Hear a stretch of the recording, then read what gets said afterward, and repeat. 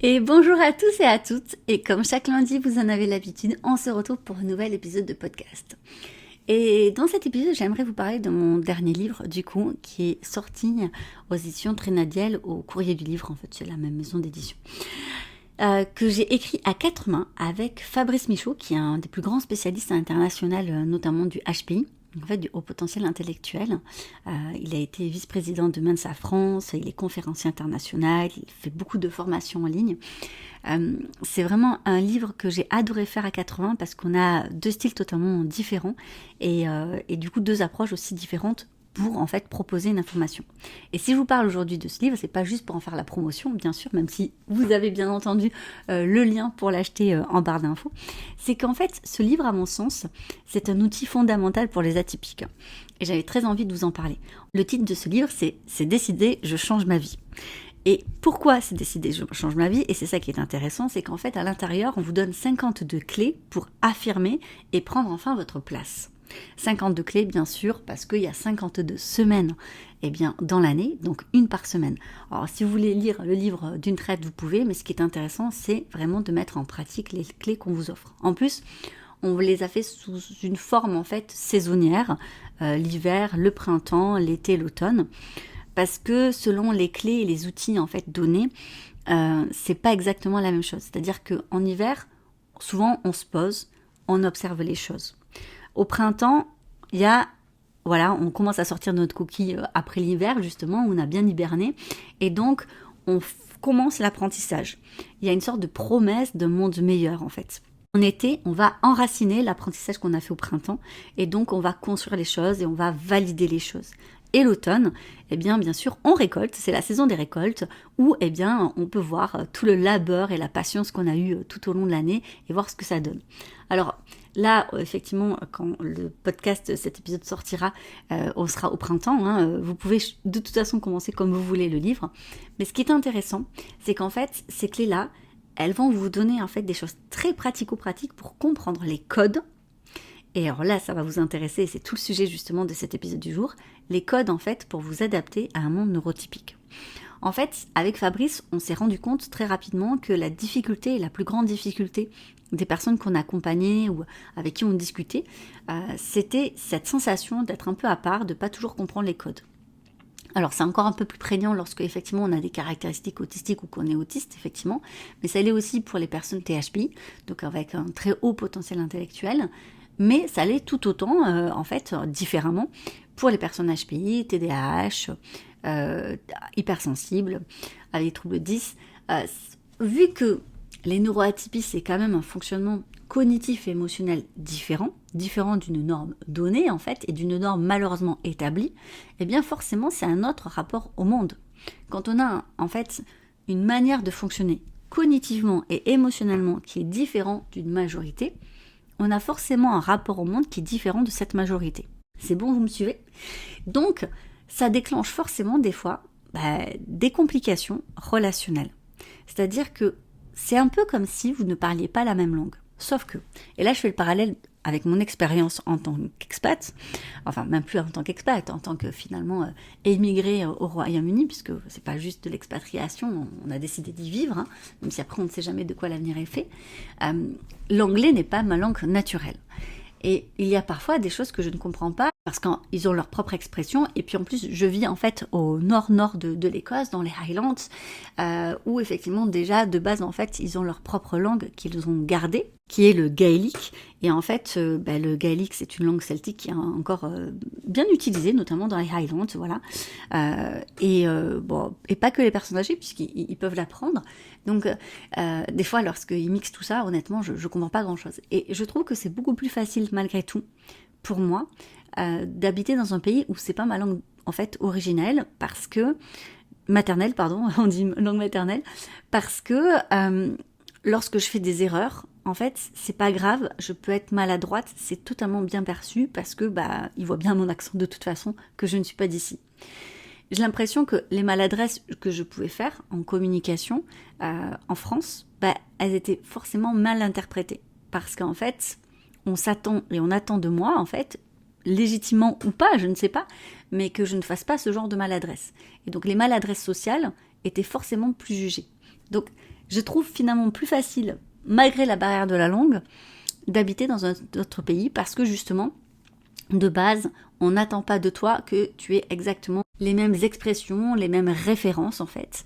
Là où, très vite en France, allez, je vous donne un petit exemple pour que ça soit plus concret. Si vous ne rigolez pas à la blague un petit peu glauque ou lourde autour de la machine à café alors que tout le monde rigole, en fait, on va vous étiqueter de personnes un peu bizarres et ça sera pas forcément bien vécu. Voire au contraire, on va vraiment vous juger en fait en disant mais qu'est-ce qu'elle veut celle-là ou celui-là, il n'y a pas d'humour, mais ça va, déris de toi, c'était qu'une blague, ce genre de choses. Et vous allez finalement vous sentir plus étranger dans votre propre pays que moi finalement vivant à l'étranger. Vous voyez ? Et donc, cette histoire de code qu'on n'a pas, c'est extrêmement frustrant, c'est extrêmement stressant, c'est déstabilisant et on peut perdre confiance en soi. D'autant que souvent, en fait, les codes, on les a pas depuis le début. C'est-à-dire que les atypies, vous savez, c'est de naissance. C'est pas d'un coup on devient atypique. Enfin, en tout cas, quand je parle de neuroatypie. Donc, ça veut dire que de naissance, vous n'aviez pas les codes. Alors, si ça passe un certain temps, peut-être sur l'école primaire, petit à petit, ça passe beaucoup moins bien. Et souvent, on peut se sentir à l'écart et ça peut impacter négativement nos relations, nous faire perdre confiance en nous et nous faire croire que soit l'amitié c'est pas fait pour nous, soit c'est trop compliqué, soit on a vécu malheureusement des cas de harcèlement, ça a été difficile, d'autant que lorsqu'on vit du harcèlement scolaire, c'est pas rare finalement de vivre du harcèlement professionnel par la suite, parce qu'on connaît souvent que ce statut et ce rôle de victime dans les relations, donc on a tendance à reproduire ce schéma-là si on ne le déconstruit pas et qu'on ne le travaille pas. Donc ça donne encore moins confiance dans la relation, dans les relations en tout cas interpersonnelles, mais aussi en soi-même. Et tout simplement parce qu'on n'a pas les codes. C'est quand même triste. Donc c'est vrai qu'on a pensé à faire ce livre pour notamment, pas que, mais notamment en fait expliquer les codes. Et donc dans cet épisode de podcast, j'avais envie de vous donner des exemples concrets qui sont donc tirés du livre et qui je pense peuvent vous aider, être des clés vraiment hyper importantes. Et d'ailleurs, à la fin du livre, on a rajouté 5 clés d'urgence en fait qu'on peut utiliser à toute saison, comme on dit, où ça va être hyper important pour se sortir en fait d'une situation hyper malaisante. Vous savez, ce genre de situation où on a la sensation qu'on s'enterre tout seul, que si on parle plus, ça va pas aller, si on parle moins, ça va pas aller, et on sait pas finalement comment se comporter, et c'est horrible. On a envie d'être une petite souris qui rentre dans un trou, et au final, c'est juste hyper destructeur pour la confiance en soi. Et on ne sait pas du tout rattraper la situation. Bref, du coup, tout ça pour vous dire qu'on a pensé à vous. Je vais donc vous partager une clé de chaque saison du livre. Là, par exemple, pour la clé numéro 3, c'est « Bonne nouvelle, j'ai le droit de ne pas aimer tout le monde ». Donc, je ne vais pas vous lire exactement ce qu'il y a dans le livre, parce que si vous avez envie de le lire, vous le lirez. Mais en fait, ça commence toujours par une mise en situation où on vous explique en fait un petit exemple. Voilà, on vous fait un petit débriefing, un petit zoom sur certaines difficultés, et on fait un post-it de orientation-solution pour vous donner toujours en fait du concret. Par exemple, donc, pour la clé numéro 3, bonne nouvelle, j'ai le droit de ne pas aimer tout le monde, eh bien, en fait, on s'attaque directement à cette envie qu'ont beaucoup d'hypersensibles de se dire, mais moi, j'aime tout le monde, je n'ai de problème avec personne, et surtout, ils ne veulent pas avoir de problème parce que, ils n'aiment pas le conflit. Et puis, finalement, assumer le fait de ne pas aimer tout le monde, c'est prendre le risque de ne pas être aimé par tout le monde. Et là, on touche à une difficulté qui revient régulièrement chez les personnes hypersensibles, c'est que surtout ils ne veulent pas faire de vagues, quitte à faire tapisserie, à rester dans l'ombre, à en souffrir parfois, mais ils préfèrent ça que de sentir qu'ils ne sont pas aimés par une personne et qu'ils ressentent finalement même du désamour ou de quelque chose de désagréable, c'est-à-dire du dédain ou quelque chose vraiment où la personne nous déteste. Et c'est vrai que c'est jamais agréable de ressentir ça. Sauf que d'une certaine manière, en faisant ça, vous n'allez pas aimer aussi les bonnes personnes. Ce que je veux vous dire, c'est que là, vous allez tomber en fait dans la suradaptation, dans le syndrome du caméléon. C'est-à-dire qu'à vouloir absolument aimer tout le monde et donc à se faire aimer par tout le monde, parce que l'un va avec l'autre, eh bien vous allez vous adapter, vous suradapter à beaucoup de personnes qui sont différentes et au final, vous allez vous perdre vous-même et vous n'allez pas attirer les bonnes personnes. C'est ça qui est terrible. Ce que vous devez comprendre, c'est que tout ceci n'a rien à voir avec la gentillesse. C'est-à-dire qu'on peut ne pas aimer quelqu'un, mais ça ne veut pas dire qu'on ne le respecte pas. Moi, il y a des fois où je n'aime pas une personne. Mais ça ne veut pas dire que je lui veux du mal. Ça ne veut pas dire que j'irai lui dire quoi que ce soit sur cette personne. Ça veut juste dire que, non, elle ne fait pas partie des gens que j'aime, tout simplement. Et en fait, je crois que ça nous donne aussi la possibilité d'être nous-mêmes. C'est prendre le risque, certes, de ne pas être accepté pour qui vous êtes, mais c'est aussi et surtout la possibilité d'être pleinement aimé et accepté pour qui vous êtes par les bonnes personnes. Et donc, ça vous permet d'être mieux entouré, d'être moins stressé, aussi de déplaire. Parce que lorsqu'on est entouré par les bonnes personnes, on n'est pas stressé à un moment donné de déplaire. Ça amène donc plus du tout pour ceux et celles dont malheureusement sont victimes de dépendance affective. On n'est plus à quémander en fait de l'affection parce que les gens qui nous entourent, on se sent en fait en grande sécurité affective. Donc ça, c'est vraiment la première chose que j'avais envie de partager parce que je pense que ça va parler à beaucoup d'hypersensibles. Donc, gardez en tête qu'être aimé de tout le monde, c'est d'être aimé de personne en réalité. Que la suradaptation n'est pas de la gentillesse. C'est pas parce que en fait vous suradaptez que vous êtes gentil, absolument pas. Et d'ailleurs, elle peut même être perçue par les neurotypiques par une forme d'hypocrisie. Donc ça va se retourner contre vous. Et enfin, accepter de ne pas être aimé, c'est apprécier d'autant plus les caractéristiques des personnes que vous allez choisir et que vous allez vraiment aimer. Donc ça, c'est la première tips, je pense, hyper importante parce qu'elle crée beaucoup de confusion. Elle ne vous permet pas de bien vous entourer. Et malheureusement, en vous suradaptant, en pensant bien faire en vous suradaptant, eh bien, les neurotypiques vont interpréter ça comme quelqu'un d'hypocrite où on ne sait pas vraiment qui elle est et donc vous êtes beaucoup moins intéressante. C'est un peu dur ce que je vais dire, mais vraiment, dans les faits, ça se remarque quasiment à 100%. Allez, je ne veux pas dire à 100%, mais quasiment. Les neurotypiques préfèrent les gros cons, les grosses connasses, excusez-moi la vulgarité, mais c'est ça, qui s'assument. Ils préfèrent des gens comme ça qui s'assument que plutôt quelqu'un de gentil, mais qui paraît niais et qu'on ne sait pas trop qui il ou elle est, en fait. C'est fou à dire, mais c'est vraiment ça. Une deuxième clé que je vous partage donc du livre et donc dans une autre partie, là on était dans l'hiver, donc vous voyez l'hiver c'est un peu voilà de la réflexion sur soi. C'est donc une clé du printemps où là on passe quand même un petit peu en action et c'est la clé 18, c'est j'ai compris que le monde est une grande pièce de théâtre. Les gens se prennent pour leur rôle. Et ça va faire référence à ce que je vous disais précédemment, c'est-à-dire ce qu'il faut comprendre, c'est que nous vivons comme dans un grand récif collectif, qui tient tout un chacun, dans un équilibre socialement acceptable. En fait, la psychosociologie explique ça très bien. Ce système, en fait, ça enferme des gens dans une sorte de normalité, et dans une sorte de complicité d'ailleurs. Ça permet une cohésion collective, et où chacun, en fait, est debout, et ça donne une illusion que tout va bien. Je vous donne un exemple, mais c'est vrai que je suis persuadée que votre vision de l'amitié n'est pas la même que la plupart des gens. La plupart des gens, voilà, ils vont aller boire un verre de temps en temps, faire un cours de tennis ensemble, faire une session shopping, et puis ça y est, ils disent qu'ils sont amis. Alors même que vous voyez l'un critiquer l'autre avec une autre personne. Bon, je pense que pour la plupart des atypiques, c'est pas ça l'amitié. Clairement. C'est pour ça d'ailleurs qu'ils sont en souffrance, parce qu'il y a un décalage entre ce qu'ils aimeraient en fait créer et ce qui est possible de créer. Donc, il faut vraiment en fait vous rendre compte que c'est comme une pièce de théâtre. Utile. Elle est utile socialement. C'est comme ça qu'en fait ça tient, parce que la majorité y souscrit à cette pièce de théâtre. Elle tient lieu en fait d'une sorte d'identité collective. Alors là, c'est un peu de la psychanalyse, mais vous savez que bon, moi j'ai un amour pour la psychanalyse. Attention, pas la psychanalyse de Freud de l'ancien temps, mais celle qui est effectivement beaucoup plus modernisée, parce que je trouve que c'est hyper intéressant. La psychanalyse au départ, c'est la philosophie de l'esprit, et c'est ça que j'aime. Mais après, bon, à chacun effectivement de trouver avantage ou pas. Mais j'aime en fait cette réflexion autour du collectif en fait qu'il y a dans la psychanalyse. En fait, on se rend compte que l'identité collective, eh bien, elle tient l'identité individuelle, l'une impactant sur l'autre.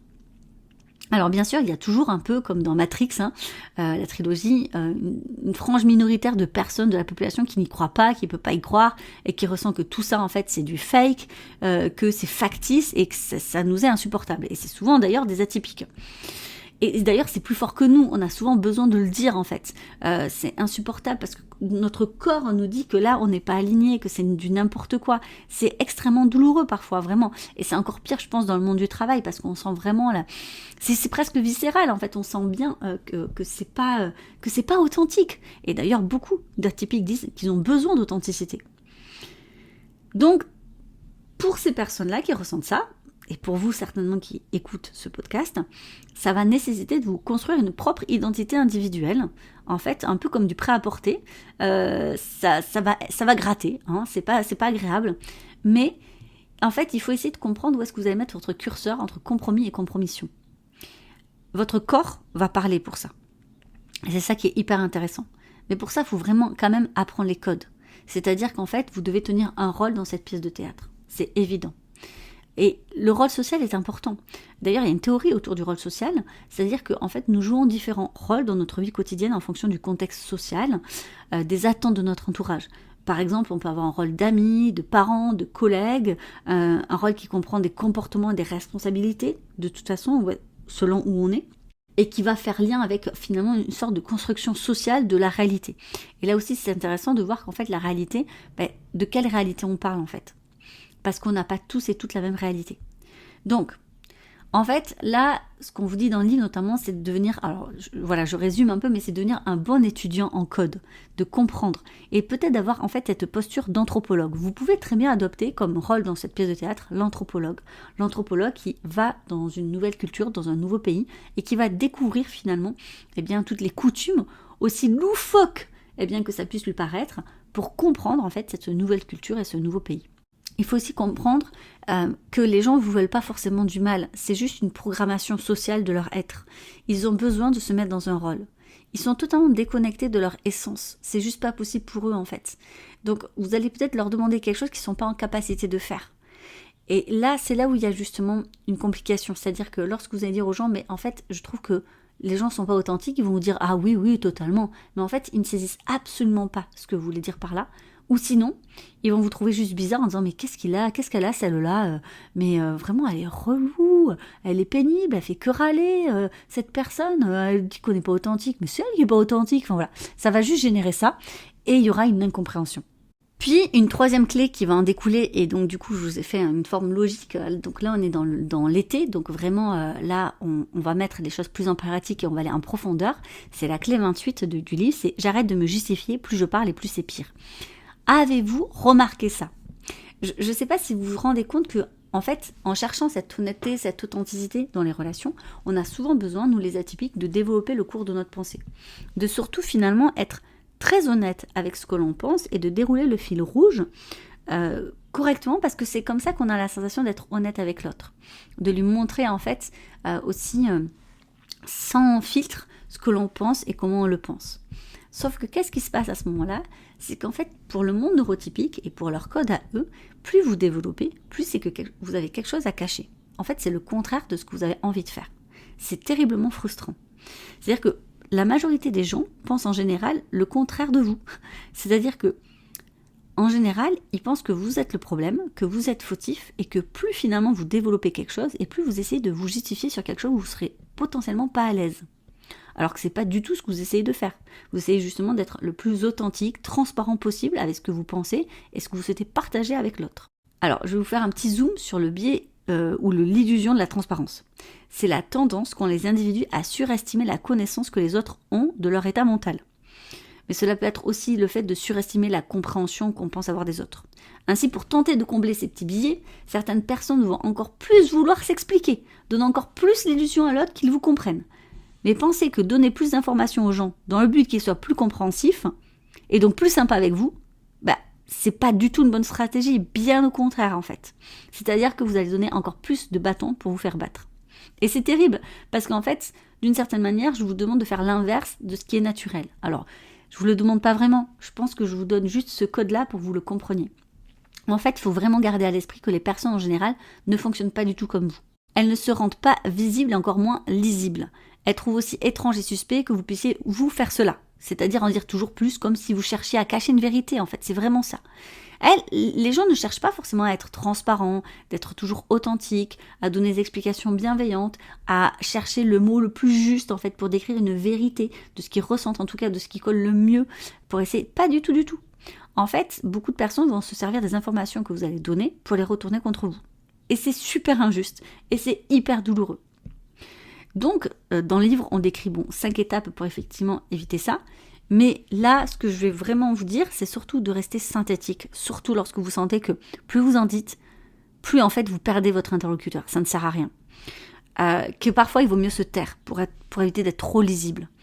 Et c'est terrible à dire, mais c'est vrai. C'est-à-dire que moins vous en donnez, et plus les gens sont satisfaits d'une certaine manière. Regardez un petit peu comment ça se passe les discours politiques. Je trouve que il n'y a pas mieux pour l'anthropologue justement que vous devez être de comprendre en fait dans quel monde on vit.